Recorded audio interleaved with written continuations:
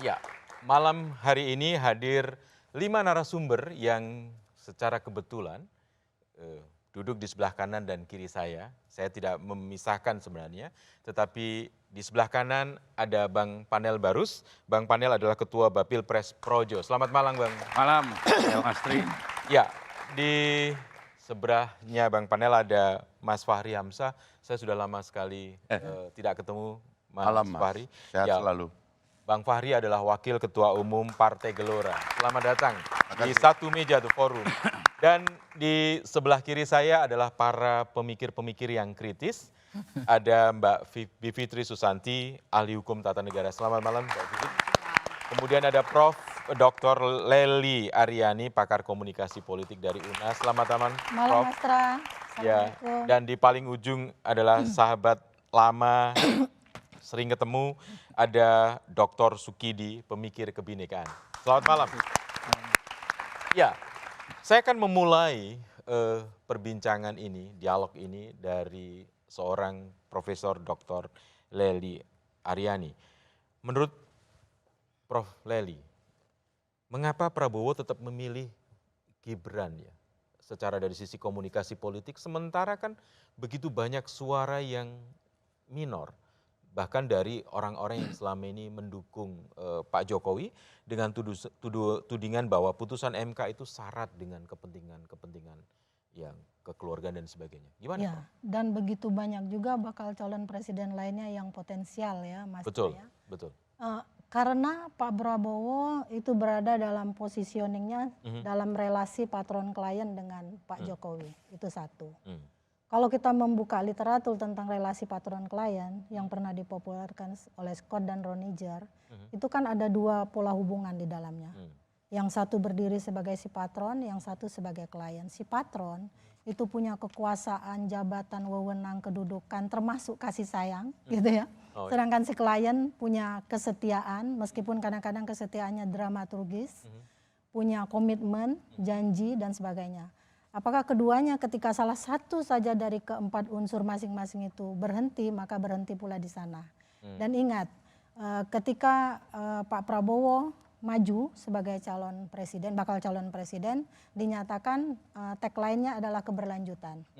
Nah, keberlanjutan itu tidak berhenti pada program, tapi juga pada relasi yang dibangun bersama Pak Jokowi sebagai relasi patron klien tadi. Nah, intinya kekuatan itulah yang menyebabkan begitu banyak pilihan, bahkan dari partai-partai politik potensial, kader-kadernya juga potensial, bahkan ketua umum pun juga lewat gitu ya. Tokoh-tokoh yang punya komitmen tinggi, pengalaman dalam kekuasaan jabatan politik dan seterusnya, semuanya lewat. Semuanya lewat. Angin lalu semuanya gitu kan. Nah, intinya seperti itu kira-kira. Ya, saya pindah ke Bang Fahri. Bang Fahri kan dikenal juga kritis pada Presiden Jokowi. Dan tadi mendengar apa yang disampaikan Prof. Lely, apakah itu juga menjadi pertimbangan Partai Gelora sehingga kemudian partai ini juga kemudian menerima begitu saja padahal dengan suara yang sangat kritis di masyarakat tentang putusan MK yang disinyalir mengakali begitu? Kritik-kritik sistemik terhadap sistem pemilu kita saya kira sudah terlalu sering kita ajukan dan memang kita berada dalam satu sistem yang tidak ideal, yang tidak memungkinkan meritokrasi politik itu berbasis kepada ideologi dan gagasan yang di-groom dalam satu partai politik, lalu itu menciptakan program janji-janji, manifesto dan seterusnya itu, lalu kemudian melahirkan kader-kader yang siap untuk mewakili gagasan partai itu untuk bertarung di ruang publik. Mekanisme itu tidak diciptakan oleh sistem kita sehingga pola pembentukannya itu apalagi dengan ditambah adanya presidential threshold 20%, maka koalisi kita sebenarnya itu dibentuk oleh kepentingan mengumpulkan tiket. Tidak ada gagasannya. Jadi kita tidak bisa menyesali karena memang kita menciptakan sistem seperti ini, ya. Koalisi perubahan misalnya, itu dasar bertemunya tidak ada. Dua partai itu masih ada menterinya, di dalam kabinet, dan dua partai yang ada menterinya dalam kabinet itu sebenarnya kalau dicurigai beroposisi kepada presiden, dia bisa mensabotase kebijakan presiden yang bisa menciptakan efek buruk kepada presiden kalau kemudian presiden dianggap akan mendukung salah satu kandidat. Itu yang buat Saya kira ini dilema kita ya. Jadi karena itu kita nggak bisa secara sederhana memandang ini patron Mendukung klien gitu, dan sebagainya. patron. Tidak bisa karena sistemnya memang tidak ideal. Oke. Ini yang menciptakan keharusan kita untuk Baik. tetap komit kepada frame sistem yang baik, dan kita menganggap kesementaraan problem ini adalah ya kita harus perbaiki ke depan gitu. Dan Partai Gelora melihat ada dilema itu. Tapi Mbak, saya boleh pindah ke Mbak Bivitri. Mbak Vivit, Gibran sudah resmi didaftarkan bersama dengan Pak Prabowo. Dan kemudian putusan MK juga menjadi banyak sorotan. Mungkin juga apakah menjadi pertimbangan atau tidak menjadi pertimbangan dari pencalonan ini, menurut Mbak Bivitri adalah apakah putusan MK itu cacat sehingga kemudian akan berdampak kepada proses selanjutnya? Sangat debatable ya. Maksud saya kalau cacat sangat debatable itu yang saya maksud adalah kita bisa melihat sebenarnya dengan mata telanjang bahwa memang banyak sekali masalah, terutama tentu saja kaitannya dengan benturan kepentingan. Karena kalau kita buka undang-undang kekuasaan kehakiman, yang namanya benturan kepentingan itu tidak harus antara pemohon dengan hakim. Ya. Tapi orang yang punya kepentingan terhadap perkara itu dengan hakim. Nah jadi dan kita bisa lihat di permohonan yang dimenangkan itu, permohonan nomor 90 yang Almas Saki Biru, itu namanya Gibran disebut. Karena Almas sebagai fansnya. Iya, katanya pengagumnya Gibran. Jadi itu aja sudah kelihatan. Dan memang biasanya Mahkamah Konstitusi itu lebih ketat kalau menilai legal standing orang untuk memohonkan sesuatu. Kadang-kadang orang yang tidak ada di DPR saja kalau menyoal undang-undang pemilu itu biasanya langsung tidak dapat diterima. Kok ini seorang yang pengagum Gibran saja bisa diterima? Kalau di putusan di gugatan permohonan itu tidak menyebut sebagai pengagumnya Gibran, mungkin nggak diterima kali ya? Atau sebaliknya? Nah kita belum tahu ya, katanya itu berandai-andai. Tapi Mas Ra boleh nggak sedikit nih?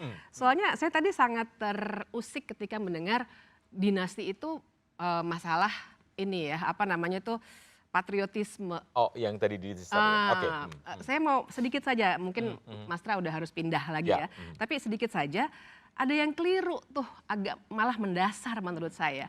Karena dinasti itu jangan disamakan dengan keluarga. Beda, jadi dinasti politiknya itu satu. Tapi yang kita masalahkan di sini adalah cara berpolitiknya yang jadi rusak. Jadi kalau Bang Fahri tadi bilang, ini sistemnya emang rusak, tapi ini yang terjadi sekarang menurut saya adalah dinasti Jokowi ini menggunakan sistem yang rusak itu tambah merusak dengan menyeret MK ke tengah pertikaian. Tambah merusak, itu pendapat Mbak Bivit sebagai ahli hukum tata negara. Bang Panel, apakah suara-suara ini tidak menjadi pertimbangan buat Projo ketika menentukan dukungan? Bang? Ya, bagaimanapun putusan MK itu sudah keluar dan sah. Dia hari ini sudah menjadi pedoman dalam penyelenggaraan pemilu. Ya, saya pikir kita jangan berdebat dari aspek polemiknya saja, tapi kita lihat baik atau tidak isinya. Lalu yang kedua, sebenarnya juga dampak dari putusan ini juga membuka jalan yang cukup luas bagi banyak kepala daerah. Saya hitung tidak kurang dari 21 kepala daerah yang bisa sebenarnya maju berkontestasi. Gitu. Lalu yang ketiga, kalau ditanya bagaimana ini mempengaruhi atau tidak terhadap keputusan Projo, Mas Tri, Projo itu secara organisasi memutuskan mendukung seseorang itu tanggal 14-15.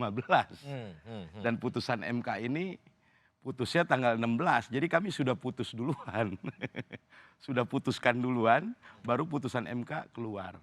Jadi apapun keputusan yang kami ambil, itulah yang kami pegang. Seperti itu, Mas Tri. Ya, oke.